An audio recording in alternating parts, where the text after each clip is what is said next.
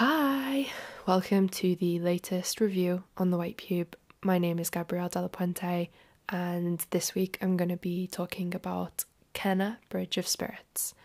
I have played this game, and obviously because I'm writing about it, and I know that it's pronounced Kenna Bridge of Spirits, but I'm not American, and I just can't. She's our Scouse Kenna. She's Kenna Bridge. Okay, yeah. The game was made and published by Ember Lab, and it was only released 2 weeks ago, 21st of September, for the PS4, PS5, and PC. The emoji summary is crying face, cute face, face with like straight eyes and straight mouth. And in terms of spoilers, I do talk about the story, but I don't go into too much detail.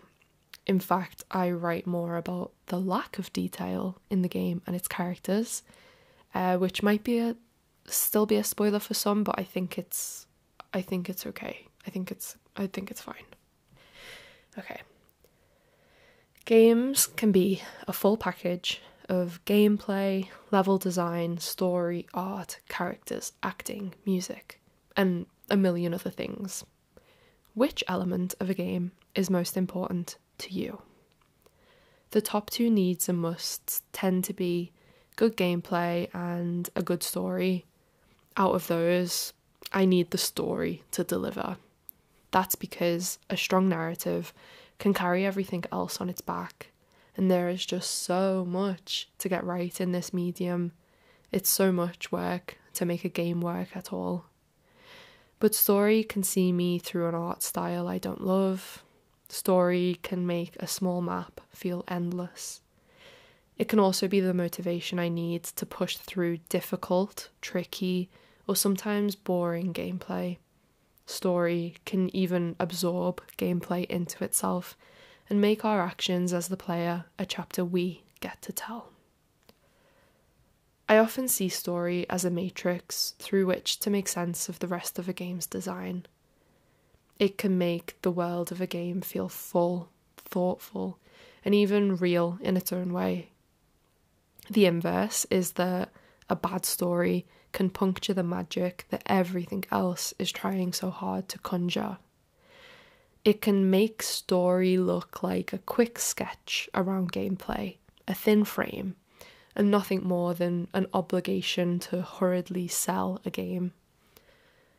I played Kenna Bridge of Spirits this week, a release I had been waiting on all year, and I felt that very thing happen.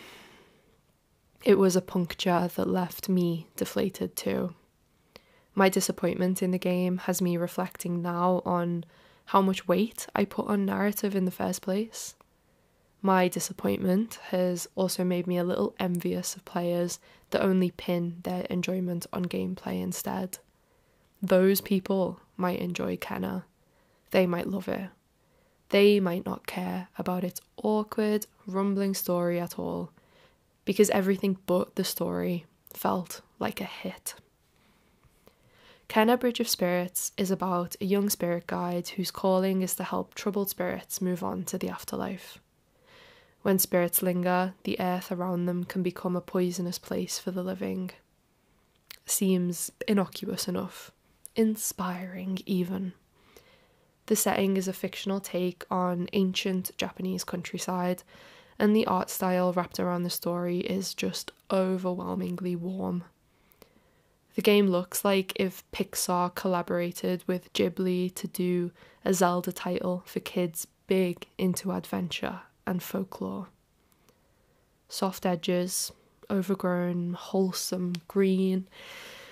It is full of a kind of magic that feels very natural. Kenna also has these tiny, fluffy black sidekicks she amasses around her, creatures collectively referred to as the Rot. Big eyes, pine cone hats, toe beans. She finds them in baskets and under rocks.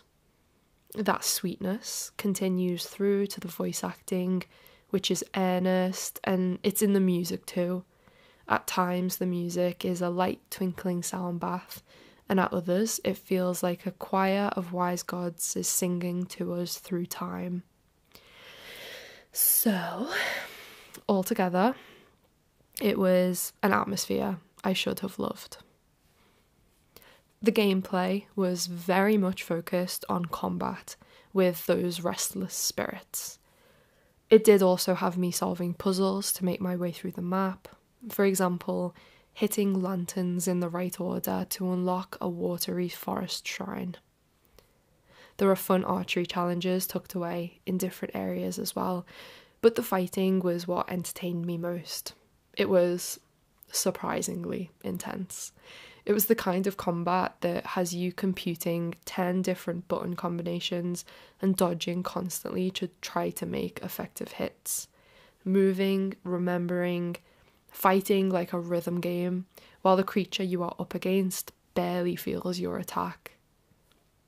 And you're not just controlling Kenna either, but wielding rot sidekicks to try and make a dent in the enemy. It is very fun. A steep challenge, hot, fast, and unforgiving. And I love that the game, even in its sweet, child-friendly art style, has this bite to it. The PS5 haptics for pulling back Kenna's bow are thrilling too. But about halfway through the game, I met my match with its combat and just could not get past one of the spirits for the life of me.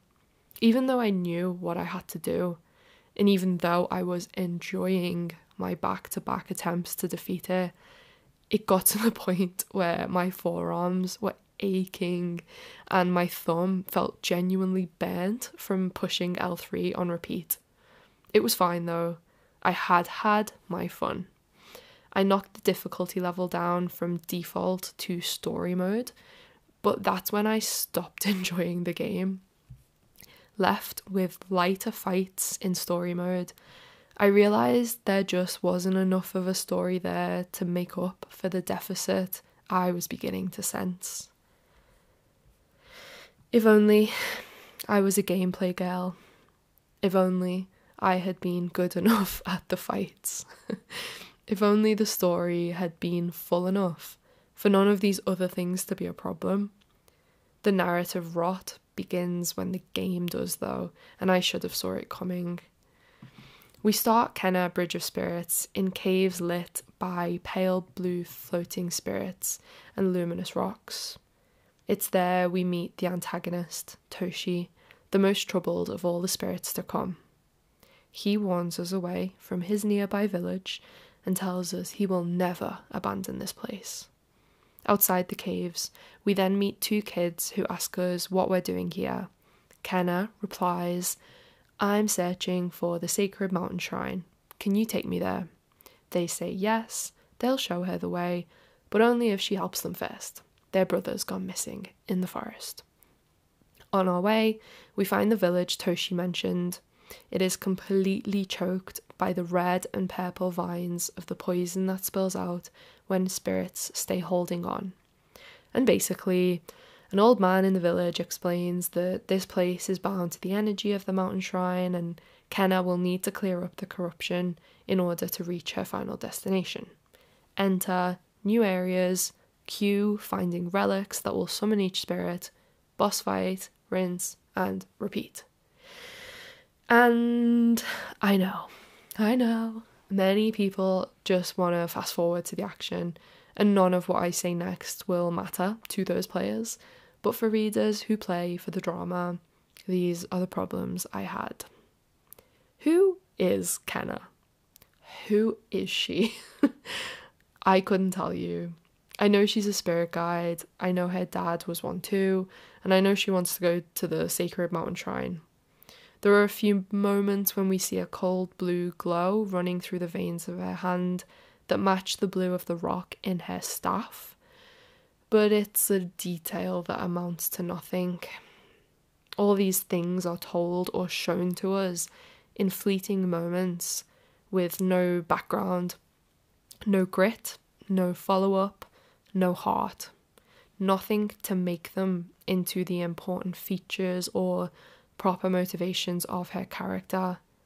It means there are no cutscenes that transform her from a pretty action star into a woman on a mission, and there is no further reading in letters or journals or anything else that might have been left around the game for us story first players to interact with. I wanted some exposition, even optional lore. I wanted depth, personality, a little bit of history as a treat. I thought Kenna's peers might be Moana or even San from Princess Mononoke. We just don't get the classic protagonist whose personhood is challenged and changed by an antagonist. Kenna is flat in a way that feels superficial and marketable. She is simply there to help everyone else, mostly men, and what a boring thing for a new female protagonist to stand for. I know this is a boring level 1 feminism thing to say, but yeah, Kenna herself is a wasted opportunity. Her quiet, pliable character is also reinforced by the game's structure. She says she wants to go to the sacred mountain shrine, but no substantial reason is given.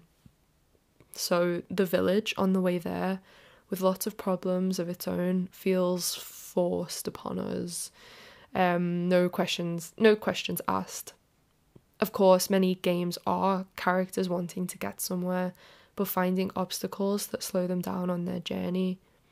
But the problems are usually tightly bound to the main objective, and they are challenges the character wants to face head on because of who they are and what they need to do to set things straight in their life.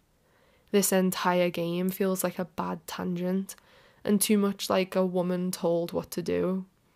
As a player, I was unconvinced. I had no air in the tires to go. And when the spirits were introduced and the game then tells me, we have to find 3 relics to summon each one for a fight, I rolled my eyes. 3, always 3. I thought fantasy would have more imagination than that. To rub salt in the wound, whilst we know nothing about Kenna, we learn everything there is to know about the game's villain, Toshi. We know his history, his problems, and we follow him through character development, albeit a very brief one. But it's character development that our girl Kenna doesn't get to have. Stories feel most impactful when the protagonist and the antagonist are 2 sides of one coin, 2 people brought together to change one another in some way. Kenna and Toshi have no meaningful parallels though, and it's another aspect that really could have done so much to push good drama through the game. For a moment, I wondered what it would have been like to write the story from his perspective. It seemed like he had more lines anyway. But then again, gruff spirit man who did a bad thing is not as easily marketable to the masses. Is Japanese man not either? Toshi's voice acting, full of fire and pain and regret, is done by Japanese actor Masashi Odate. His character's design, however, is a straight-up white man. What a shame. The order the story is told in is weird, bottom-heavy at the extreme. There is a lesbian couple that have a very PG forehead-to-forehead moment that clearly should have been a kiss, especially given this is a game much too difficult for children, so just let the adults kiss. And even though the rot are the cutest things I've ever seen in a game, their charm alone couldn't make up for everything else. Kenna Bridge of Spirits was a strong challenge with intricate combat to conquer, but there was no strong story to back it up. When the combat got too hard for me, I had nowhere to go. Given the subject matter, this is disappointing.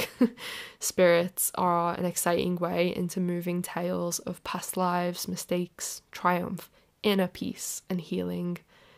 But this game didn't seem interested in really going there, and I needed it to, because story is all I had left. And so, to the players that skip cutscenes because story doesn't matter to them, this one is for you. Okay, thanks for listening. See you on the next one. Bye bye.